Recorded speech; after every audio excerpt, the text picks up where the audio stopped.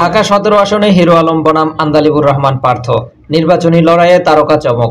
বাংলাদেশে আলোচিত content creator Ashraful Alam, যিনি সবার কাছে হিরো আলম নামে পরিচিত, আবারও জাতীয় সংসদ নির্বাচনে অংশ নিতে যাচ্ছেন তিনি। এবার তিনি প্রতিদ্বন্দ্বিতা করবেন ঢাকা ১৭ আসন থেকে। আগের মতো এবারও তিনি স্বতন্ত্র প্রার্থী হিসেবেই মাঠে নামবেন বলে জানিয়েছেন। তবে তিনি জানিয়েছেন কয়েকটি রাজনৈতিক দলের সঙ্গে তার আলোচনা চলছে এবং ব্যাটে বলে মিললে কোনো দলে যোগ দিতেও পারেন। এই আসনের সবচেয়ে শক্তিশালী ও আলোচিত প্রার্থী হচ্ছেন আন্দালিবুর রহমান পার্থ, যিনি বাংলাদেশের জাতীয় পার্টি বিজেপি থেকে নির্বাচন করবেন। এছাড়া জামায়াত ইসলামী বাংলাদেশ, এনসিপি ও আরও কয়েকটি দলের প্রার্থীও এই আসনে প্রতিদ্বন্দ্বিতা করবেন। তাদের মধ্যে স্বতন্ত্র প্রার্থী হিসেবে নিজের অবস্থান শক্ত করতে প্রস্তুতি নিচ্ছেন হিরো আলম। সাংবাদিকদের সঙ্গে আলাপকালে হিরো আলম বলেন, নির্বাচনে অংশ নেওয়া আমার কাছে শুধু জয়ের বিষয় নয়, এটি একটি প্রতিবাদের মাধ্যমও।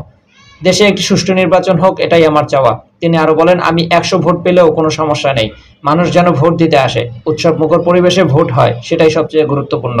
রাজনৈতিক দলগুলোর প্রস্তাব নিয়ে তিনি বলেন, অনেক দলের প্রধানের সঙ্গে কথা হচ্ছে, এখনো কোনো চূড়ান্ত সিদ্ধান্ত নেইনি, প্রস্তাবগুলো বিবেচনা করছি।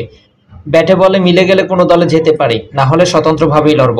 নিজেকে নিম্নবিত্ত ও প্রান্তিক জনগোষ্ঠীর প্রতিনিধি দাবি করে হিরো আলম বলেন, আমি সংসদে যেতে চাই গরিব, অবহেলিত ও পরিশ্রমী মানুষের জন্য। তারা দেশের আসল শক্তি, কিন্তু সবচেয়ে বেশি উপেক্ষিত।